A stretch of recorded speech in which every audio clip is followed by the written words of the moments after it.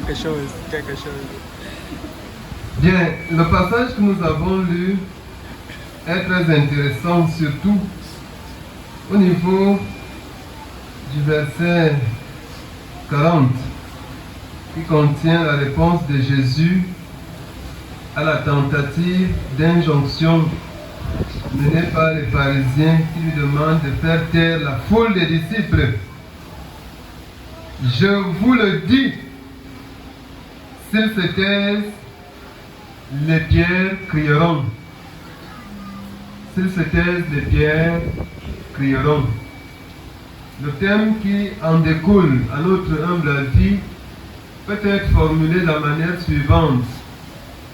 Être du nombre des adorateurs du Christ, virgule, un privilège, virgule, une grâce, point.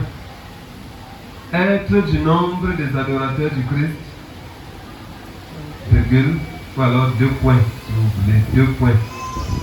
Un privilège, virgule, une grâce, point. À la ligne, vous y êtes. Ok, allons-y. Ce qui se dit dans cette parole de Jésus n'est pas facile à comprendre si nous nous limitons à la traduction française. Il faut, pour mieux comprendre cette affaire-là, faire un clin d'œil au texte grec du Nouveau Testament. C'est la 27e édition que nous avons consultée du Novum Testamentum Gracia, grâce, nous dit que à cette place, ce que lui second traduit par si en français est rendu par la conjonction grecque eian, qui est différente de la conjonction grecque ei et que le français traduit toujours par si.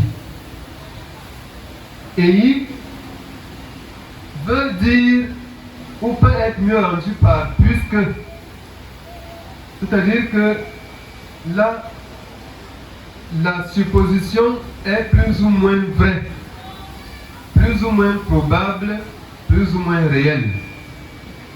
Et dans le texte de Luc 19, au verset 8, on a ei dans la bouche de Zachée qui dit « Et si j'ai fait tort à quelqu'un au sujet de quelque chose, je lui en retournerai 4. » Ce que Zachée veut dire, en fait, c'est que puisque j'ai fait tort, donc le tort commis par Zachée aux gens est une supposition vraie ou très probablement vraie, très possiblement vraie. On est ensemble. On avait souvent ça en mathématiques. Si x est égal à 2, donc effectivement x est égal à 2, mais on fait comme si c'était une supposition, un postulat. Alors, mais ayant veut dire si, mais dans le sens de la non-probabilité de cette condition. Ayant, ils se taisent, les pierres crieront.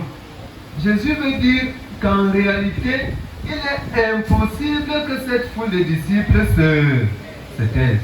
Donc, comme pour dire, ils ne peuvent même pas se taire, ne vous en faites pas.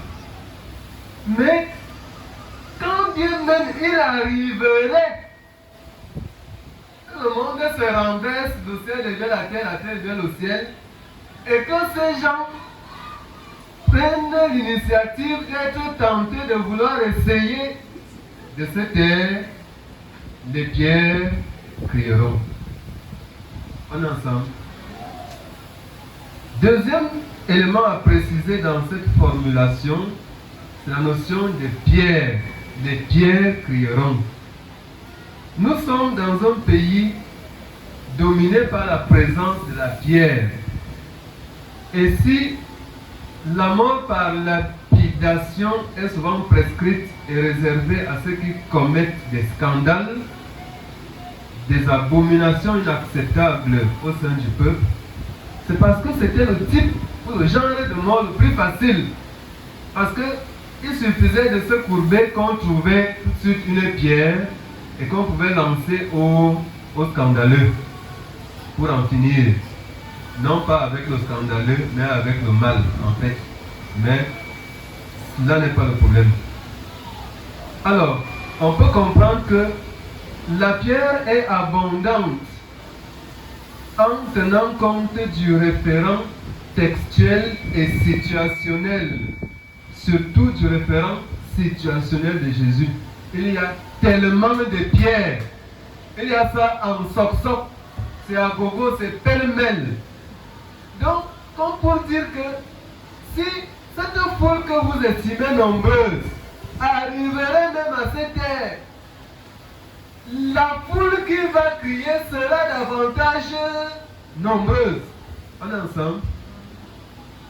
Donc, la référence à la pierre peut avoir une compréhension numérique, comme pour dire la multitude des adorateurs que le Père va susciter en ce lieu va vous étonner tout simplement. Si ceux-ci arrivaient à se taire, s'ils se taisent, les pierres crieront. Mais la référence à la pierre, puisque cela est humainement infaisable, impossible, on se dirait dans un rêve. Le type s'y raconte même quoi? Une pierre a d'abord crié quand et qui a vu.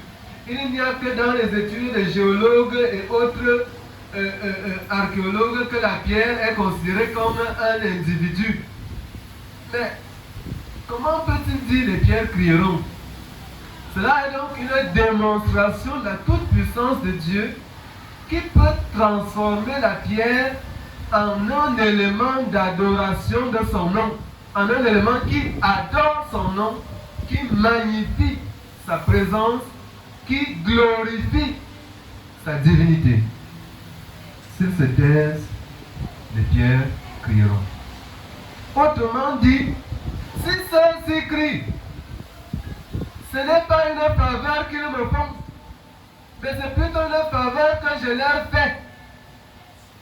Si ceux-ci crient, ce n'est pas en réalité mon privilège que d'avoir des gens qui crient Hosanna, glorifiant Dieu, mais c'est plutôt leur privilège que de pouvoir crier Hosanna à mon sujet. Si ceux-ci crient, ils ne me font pas une grâce. C'est moi qui leur fais plutôt la grâce d'être mes adorateurs. Être adorateur du Seigneur Jésus-Christ est donc un privilège, une grâce. C'est quoi être adorateur? C'est être louangeur, chanteur de louange. Les choristes, estimez-vous heureux, plein de grâce, privilégié, parce que Dieu vous en donne le talent et la possibilité. Être adorateur de Dieu, c'est être celui qui l'aime de tout son cœur. Et si on aime, Dieu lui-même nous dit que la manifestation excellente de l'amour, ce n'est pas la parole qui dit j'aime, mais c'est le don. Parce que Dieu lui-même a tellement aimé le monde qu'il a donné son Fils. Le don de son Fils unique, celui qu'il avait de plus cher, est donc la preuve de son amour envers l'humanité. Alors, que donnerions-nous à Dieu pour démontrer notre amour vis-à-vis de lui, pour démontrer que nous sommes ses adorateurs? Nous-mêmes, nous devons nous offrir à Dieu comme des sacrifices vivants. Notre temps, notre argent, tout ce qui relève de notre vie, de notre être, tout cela doit être remis à Dieu. Voilà l'œuvre d'un adorateur. Adorer Dieu en réalité, c'est faire d'abord la gloire de Dieu et rien que la gloire de Dieu. Aujourd'hui, l'Église a besoin de vrais adorateurs qui adorent le Père en esprit et en vérité et qui considèrent ce statut d'adorateur de Dieu comme étant un privilège, une grâce qu'ils ont reçue de Dieu. L'Église a de moins en moins besoin des adorateurs qui pensent qu'ils seraient en train de faire une faveur à Dieu que d'être à son service ou que de l'adorer. Des adorateurs champions du chantage. Le chantage à Dieu. Des adorateurs vantards. Tu te vantes devant Dieu. Pour adorer Dieu, tu te vantes. Les adorateurs bizarres. Tu viens faire les bizarreries devant Dieu. Comment Dieu peut-il te choisir pour te faire asseoir avec les grands de son peuple? Et toi tu dis non. Ça ne me concerne pas. Tu veux passer à côté de la grâce. Et quand on marie au cœur, la grâce. Être adorateur de Dieu est une aspiration pour beaucoup. C'est ce que Jésus veut dire en disant, si se taisent, les pierres crieront. Ça veut dire que le nombre de ceux qui veulent être adorateurs est innombrable. On ne peut pas le déterminer. Ils sont nombreux qui aspirent à ce statut que toi tu négliges, pour lequel tu démontres de la légèreté. Dieu dit, maudit soit celui qui fait avec négligence l'œuvre de l'Éternel. Et pour démontrer le caractère déséquilibré de la comparaison, la liaison de comparaison entre la foule des adorateurs et les opposants à l'adoration, Luc utilise l'expression foule pour qualifier les disciples de Jésus qui crient Hosanna et le quantifiant quelques pour parler des pharisiens, quelques pharisiens du milieu de la foule. Donc les opposants à l'adoration sont moins nombreux que les adorateurs. Sois heureux, sois heureuse d'être du nombre des adorateurs du Christ, car cela est pour toi un privilège, cela est pour toi une grâce de la part de Dieu. Amen.